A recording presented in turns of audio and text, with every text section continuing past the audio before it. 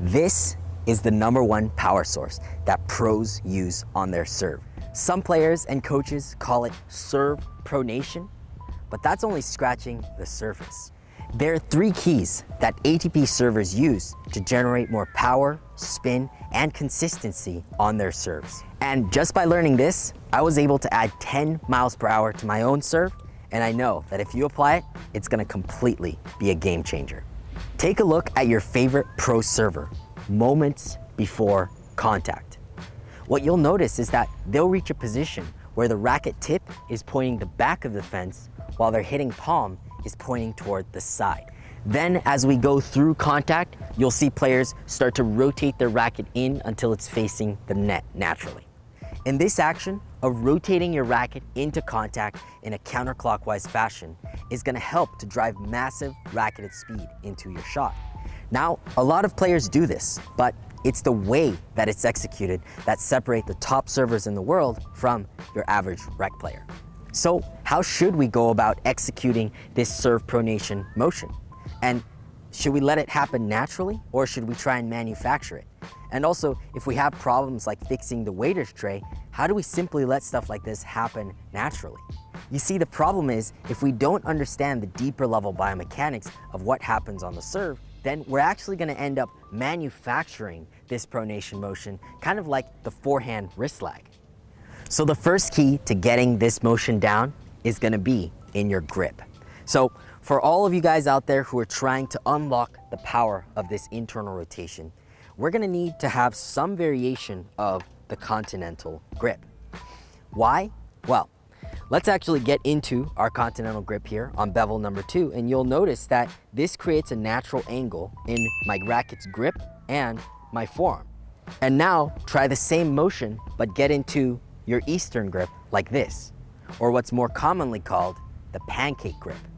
You see, the problem with this motion is that with the pancake grip, you're not able to put the blueberries on the syrup, and then, your pancakes get all soggy. And therefore, when you're actually getting into your eating process... We're talking about the serve here. Oh yeah, that's right. I was hungry. So going back to the Eastern grip, whenever we have a milder grip, this is actually gonna decrease the angle that we have between our forearm and our racket, and therefore, when we start to do this pronation motion, this is only gonna help to turn the racket over instead of with the continental grip helping to drive it forward. Now, because you can't internally rotate in this case, what do you do instead? Well, we end up dragging our arm forward to contact, which gives you that feeling of arming the ball, or we end up just settling for a triceps extension motion, which makes you feel like you're pushing the ball.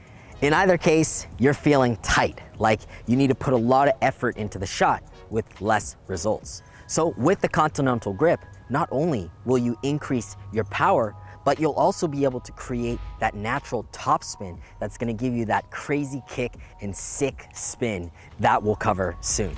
Key number 2 is the pro drop position. Coined by John Yandel over at tennisplayer.net, this is the position where the racket tip is going to swing all the way out to the right edge of your body until it's parallel to the trunk if you view it from this angle. This position is gonna give you that full external rotation in both your shoulder and your forearm, and it's gonna mark the end of your racket drop. With this motion, you're gonna be able to execute and utilize that powerful internal rotation to get that maximum effect on the ball. Now, anatomically, this is gonna put a stretch on your internal shoulder rotation muscles in the same way that a baseball pitcher will be able to flip their arm back before releasing the ball. And this is also why making sure you have the correct loading techniques and engaging the right prime muscle movers into your shot is really key for this. According to a study done by Dr. Bruce Elliott and colleagues, the hitting arm is responsible for over 80% of the racketed speed you're going to generate at contact. But this isn't necessarily where all the power is generated. Another article by Dr. Mark Kovacs shows that over 50% of the force on the serve is actually going to come from something called the leg-hip kinetic chain sequencing. So here, top pros accelerate by driving their legs through the ground, and that's gonna help to propel their hips and trunks to explosively rotate into the net. And then that's going to, with a relaxed hitting arm, help to flip your arm back and down, creating that nice stretch on your rotator muscles to actually drive it back into contact. And going into the upward swing, top pros are going to continue this external rotation motion, giving them the appearance of leading with the edge of the racket before, boom, rotating into contact. Now, you can easily contrast this with going around at your local club and taking a look at how the majority of players execute their service motion. What you'll notice is that instead of leading with their racket edge, they'll actually lead with their racket strings. And because of issues like we talked about with the grip and other techniques like the waiter's tray issue, players find themselves often feeling that pushing effect because they're not able to achieve the full flip motion by getting into the pro drop position.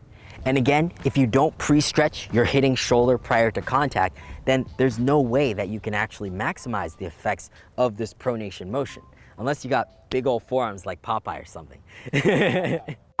And to execute this technique of leading up with the edge, watch Daytree's video here. Now, because pros have delayed this pronation effect until the few milliseconds before contact, they're forced to execute this motion a lot faster and more explosively, leading to the amount of power that you see on the tour. All right, ladies and gentlemen, we've reached the moment of truth. Players here are going to start rotating their racket in through contact with this pronation motion. Now, on the surface, this motion doesn't really sound very intuitive, does it?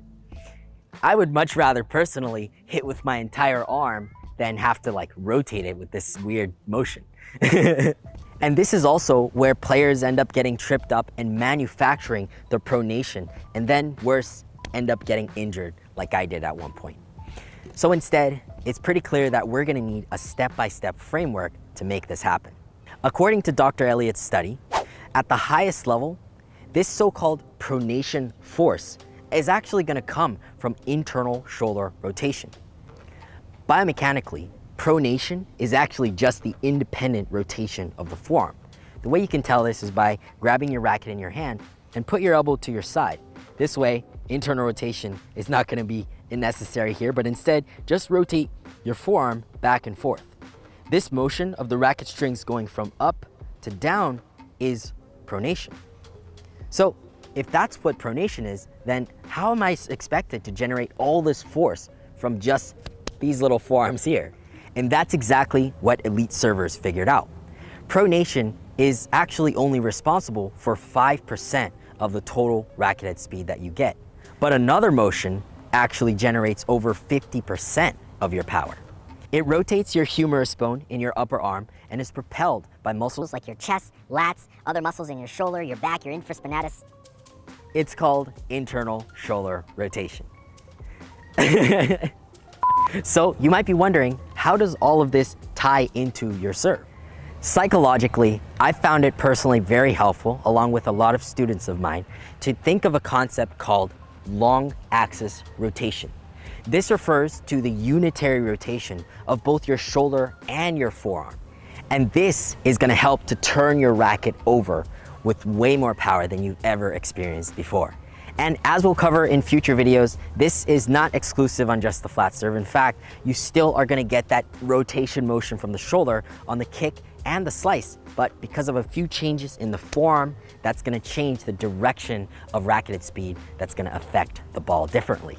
And that's a little sneak peek for you there, Henry. A deal is a deal. Now, so far, we talked about the common threads that all top servers use moments before contact. But after contact, things start to get a little bit complicated. Sampras is going to continue to rotate his racket through contact until his racket and hitting palm are facing the right side of the fence, and his arm will actually bend and his hand will stay above his hitting shoulder. Federer rotates his racket through just as well, except he actually does it a little bit slower. And he completes his hitting arm rotation when his hitting hand comes to about his hitting shoulder. Now Murray, he doesn't execute nearly as much of this rotation motion from the shoulder, but instead brings his entire arm down with the racket face and the hitting palm facing the court. Now Nishikori also doesn't have too much of this rotation through, but he also bends at his wrist instead of snapping his elbow like Sampras would do. But most of them will rotate their racket head until it's facing the hitting side of the fence. And this makes sense because, if over 50% of the racket head speed comes from this motion, then it wouldn't make any sense if we slowed it down right before contact, right? Think about a professional sprinter, and if they were to right before the finish line decelerate at its final pivotal moments. You're actually going to be slowing down at the most critical moments of the shot itself. So you won't have as much space to accelerate through, and thus you won't have more power. Now, if you might have had any elbow or shoulder mobility issues in the past, you don't have to worry about trying to rotate all the way through like you see Sampras or Isner doing.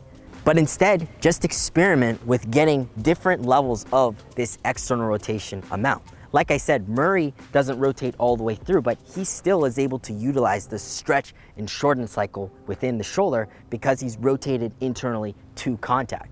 But after contact, you can experiment with going more forward toward the ball through shoulder extension, especially if you have mobility issues. For you power maximizers out there though, do this carefully, but you can rotate your shoulder and hand all the way out. Now, along with pronation, there's a huge power source that I actually didn't cover at all yet. This is the relaxed, fluid, whip-like wrist action that every top server uses. And Daytree's gonna be covering that in an upcoming video as part of our Serve Wrist Action series. So be tuned for that. If you want, subscribe so that you get notified for when it comes up. And if this video gets 3K likes, we're gonna release that right away. So go and take these drills out. Until next time, athletes, go out and train hard. I'll see you in the next video. You're not able to put the blueberries on the syrup, and then your pancakes get all soggy. And therefore, when you're actually getting into your your process. We're talking about the serve here. Oh yeah, that's right. I was hungry.